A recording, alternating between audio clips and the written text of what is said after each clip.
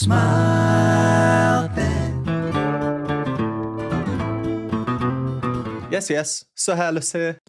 Today we are back with a Patreon request. Thank you for this one. This is VoicePlay's cover of the song True Colors by Cyndi Lauper. The original song is from 1986 and VoicePlay's version is from 2019. The original song is certainly famous. It's got over 150 million views on YouTube. At least the choruses. I feel like everybody knows the chorus. I didn't actually know the whole song from start to finish. I mean, I've heard it many times, but it's not one I would have been able to sing back from start to finish. And listening to it now a couple of times, there are definitely some interesting things in there, and it will certainly be an interesting song to set to an acapella arrangement. So as always, I'm excited to see what VoicePlay do here with this one. This is a Lane arrangement. You with the sad eyes, don't be discouraged, though I realize it's hard to take courage in a world full of people. You can lose sight of it all. The darkness inside you can make you feel so small.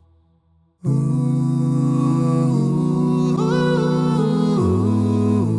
show me your smile then. Don't be unhappy, can't remember when I last saw you laughing. This world makes you crazy, and you've taken all you can bear. Just call me up, 'cause I will always be there. And I see your true colors shining through. I see your true colors. Oh, that's why I love you. So don't be afraid. Don't be afraid to let them show your true colors. True colors are beautiful. Like a rainbow, ooh, like a rainbow. Ooh, can't remember where. Wow, that's a really nice arrangement. The original song is pretty calm anyway, you know, it's quite an emotional song, but there are parts of it, such as a beat and a distinctive one at that. I mean, the way it opens up. We've had no percussion so far. Lane, who's usually on the percussion, is singing. But to be fair, I did see in a comment from ages ago on one of my first VoicePlay videos, a little bit of a spoiler saying that this is one of the few songs where there is no beat in it. So I am expecting 5-part singing all the way through, no beat. And I can see why. I mean, it just really suits the arrangement. Having no beat allows for, I would say, a richness in the harmony because you have an extra voice. But VoicePlay are no strangers to multi-tracking, to layering. Often their arrangements have more than the number of parts of which there are people, at least in sections. But here this seems like quite a reduced, authentic arrangement. Yeah, really nice. We will carry on for the whole thing and then just go over some thoughts at the end. As for the lineup, we've got J Nunn in there and Earl Elkins Jr. And Earl, already there have been a few moments where I think he has been used so well. I'm sure I'll touch on them later on when we're doing our little recap. Yeah, really nice, really calm. Let's carry on. And remember when I saw you laughing. Oh,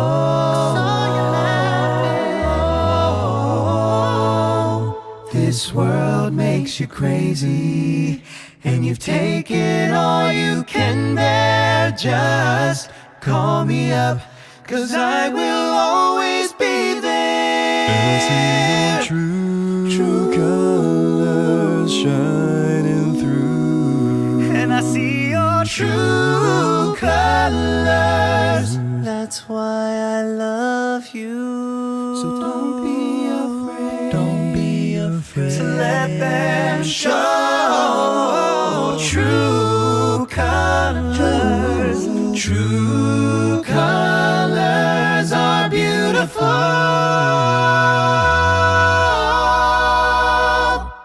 Like a Absolutely classic suspension there.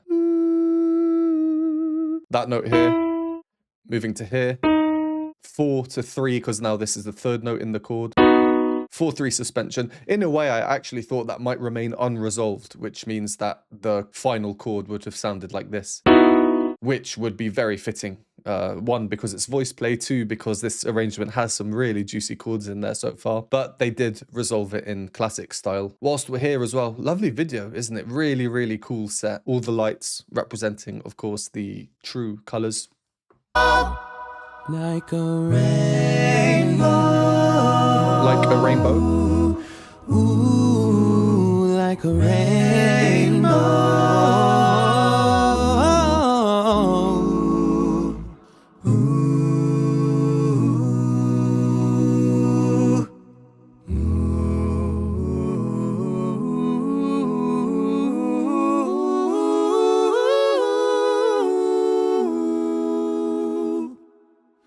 Interesting.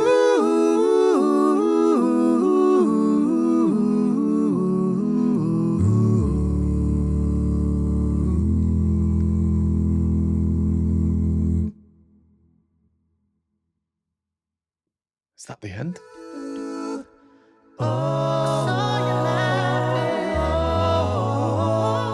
That ending, wow, completely different. It was almost sending me almost into a kind of dreamlike state. It was teetering on being ever so slightly Arabian, and the harmonies were quite strange, unexpected, and not in terms of juicy harmonies like good filthy, as I call them. Usually when we get them in these type of arrangements, such as in this arrangement earlier on, they're a bit more expected because overall the harmonic progression, the chords that you use, they are the same. They're what we might expect. The scales are there, the modes are there, if we can think of it like that. But towards the end they were crossing the line into the unknown a little bit and then coming back. Yeah, really, really cool arrangement. I have been second guessing myself about the ending of the original song now, in case something like that was in there, but I don't think it is.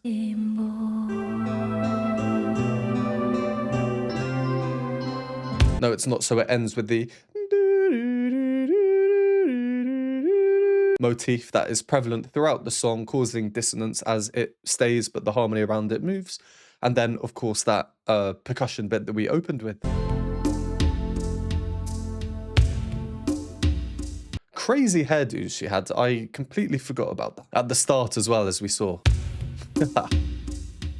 Almost ritualistic in a way. Well, I don't feel VoicePlay's version here was ritualistic in the slightest. So I'm going to go back and listen to it again, and any interesting things I'll point out, I'll try and talk about a little bit.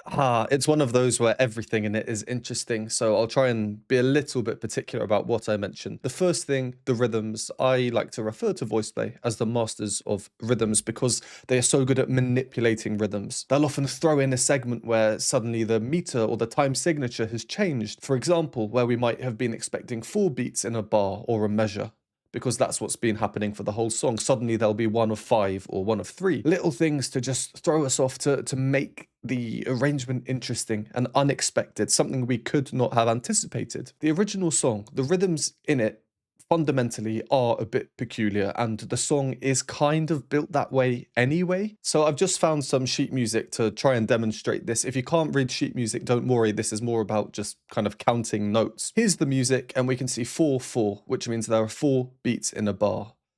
1, 2, 3, 4. And each line here signifies a new bar or a new measure. So 4 beats in this one, 4 beats in this one, 4 beats in this one, etc. Let's just play the first one. You'll notice that that motif has 8. 1, 2, 3, 4, 5, 6, 7, 8. And that's simply because the 4 bars are each split into 2. Overall is the important thing. 1, 2, 3, 4. And let's move forward a bit, and then we'll see how it starts to become a bit less obvious. You with the sad eyes. Sad eyes. 1, 2, 3, 4. Fine. And now... Don't be discouraged, do I realize it? The stresses now are in places where we wouldn't expect. The flow is kind of disrupted, which is weird to say because the song does flow. It's just a bit strange. And to go back to the sheet music, this will start from sad eyes. Sad eyes.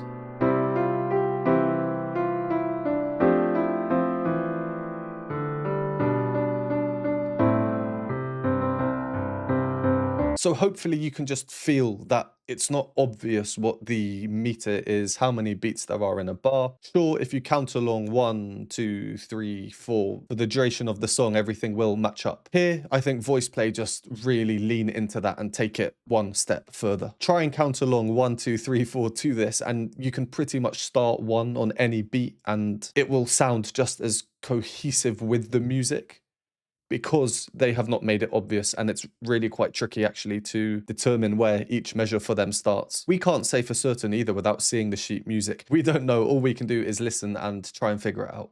You with the sad eyes, don't be discouraged, though I realize. The first hint of rhythmic unity is on the don't be discouraged. Don't be discouraged. And that's also the first moment of rising parts in parallel motion with each other. Rhythmic unity, melodic, directional unity, you know, both the parts moving up with one stagnant part in the middle. Don't be discouraged. Actually, no, it's another moving part in the middle. So you've got 3 parts moving up and the stagnant part is at the top. And with no percussion, Realize. every break is big. There is power in the silence. The absence of music is now a powerful tool. It's like an extra person, an extra instrument. With an arrangement like this that is so calm, is reserved, yeah, we do see growth throughout it. It's really important to have a great grasp over when you use your silences for the maximum impact. I think Lane's done a really, really good job here. The other thing is choosing when everyone sings, when you're going to have 2 people singing, who those 2 people will be, when you'll have 1 person, when you'll have the whole group singing. The darkness inside you can. Jeff's part, by the way, in this, for the most part, it's not crazy low. I mean, at least at the beginning anyway. It doesn't have that wow shock factor that a lot of people get when they first experience VoicePlay. I remember my first reaction, Nothing Else Matters. He went down to a bottom E, and I was thinking, what am I witnessing?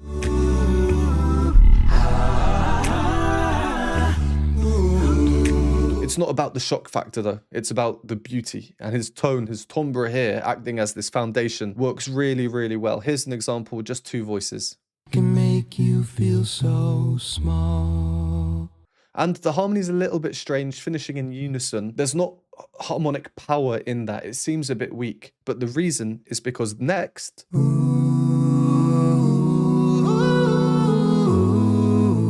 Show.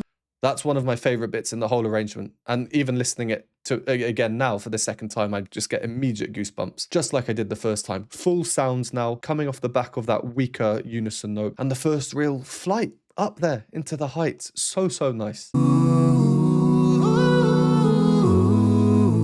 Show me your smile then. And now we're really starting to see the growth. They are just singing with more volume, the moments of homophony, so they're all singing the same words at the same time with each other in the same rhythms. Again, chosen, I mean, most of the song is like that, to be honest. But here, we've just had Earl going up there, and now Earl's part utilized so well because he is the stagnant part, at the top, not moving. Don't be unhappy, can't remember when. He doesn't move, other parts move, like I mentioned before, that causes dissonance and then subsequent resolution. He does move at the end, but this is now in an unexpected way. He doesn't strictly follow the chords that we get in the original song. So Lane here is adjusting the harmony ever so slightly. And I think it's more exaggerated because it's Earl Elkins Jr.'s part that is really noticeable in doing this. And just prior to this, he had one note that wasn't moving for quite a while. So it's more noticeable. If you enjoy these videos or find them helpful, please consider supporting me. Patreon has a bunch of exclusive benefits, behind the scenes videos, additional reaction content, Q&A videos, and more. For a one-time donation, you can donate me a hot chocolate at the Buy Me a Coffee link, or become a YouTube member for these groovy emojis and membership badges. And a huge thank you to these lovely people on the screen now. And we are getting hints at juicy chords. Some of these chords are what I would call the Imogen Heap type chords. We often see them in pentatonics. Walls were plain but they're not that frequent yet. I think they do come quite a bit later on. Here's an example of just touching on one, on the word in. And you've taken all you can. And again, just listen to that and you take in. See if you can notice just how much more dissonant that one chord is than the other chords. And you've taken all. That's because we have these two notes sung at the same time, and on top of that, or underneath it, should I say, we have Jeff, which is here. If we move it up the octave, a real scrunch chord hinting at what might be to come later. The first moment of the chorus, and I see your true colours, Lane himself singing, always nice to see, but I like how everyone else then comes in on true, true, true. Delayed as well. VoicePlay often have that effect that we get later on where they all come in very rapidly after one another. I see your true colors shining through.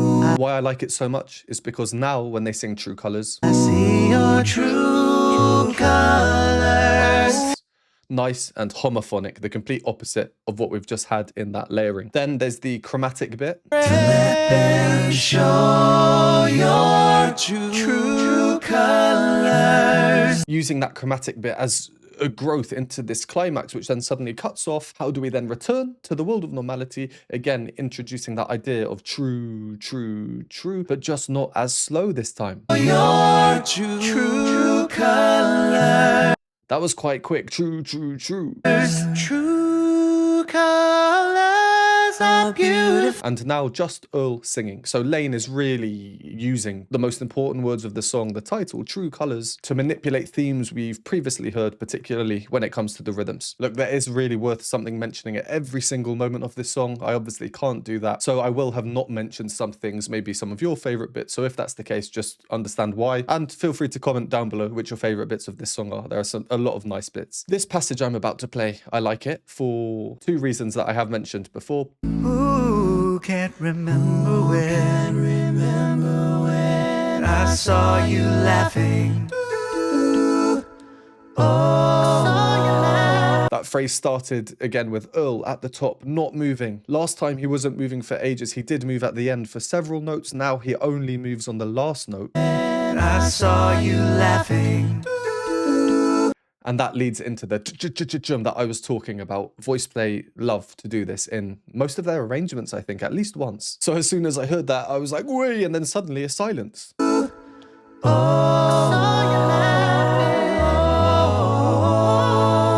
And now the Imogen Heap style chords are becoming more prominent. They're coming at the end of the phrase rather than mid-phrase.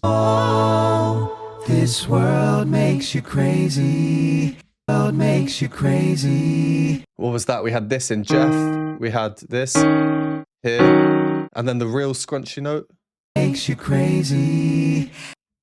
To move them all into the same octave. And then here we have this quite a powerful moment, really. Then Jeff comes in with the melody and the backing oohs. They're quite magical and they really throw us off again rhythmically. I see your true colors shining through. And I see your. As does Jeff's melody, actually. There's just a lot of syncopation between these parts. And then towards the end, we get that classic suspension moment I talk about. The arrangement has opened up. It's more powerful. There's more movement. There's just more in general, you know, more notes if we were to transcribe it. And this is all just personal opinion. I've said in other videos where we get this style of singing. With all these runs, I personally don't prefer that style of singing. I understand the skill required. A lot of singers do it well, because they can. They have the technical ability. But in general, I think songs could do without them. Again, of course, just personal preference. So I was thinking, oh, okay, as we get towards the end, are we going to start seeing more of that? Is it going to become maybe a bit crazy? But no.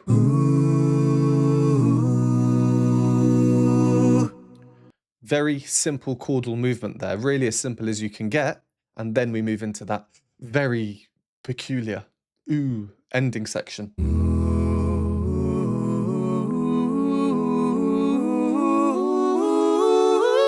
I'm not going to go into it in detail about the moments where the harmony just shifts, where it becomes unexpected. Let's just have a listen again.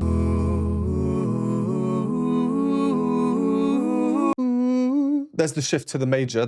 It's not anything crazy. It's actually what comes just after that.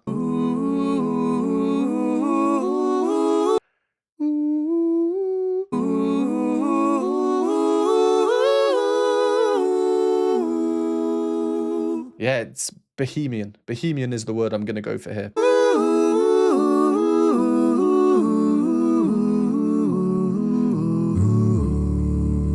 Lovely descending passage. Almost like 2 steps down, 1 step up, 2 steps down, 1 step up. So naturally, though, falling, leading into Jeff to then sink down.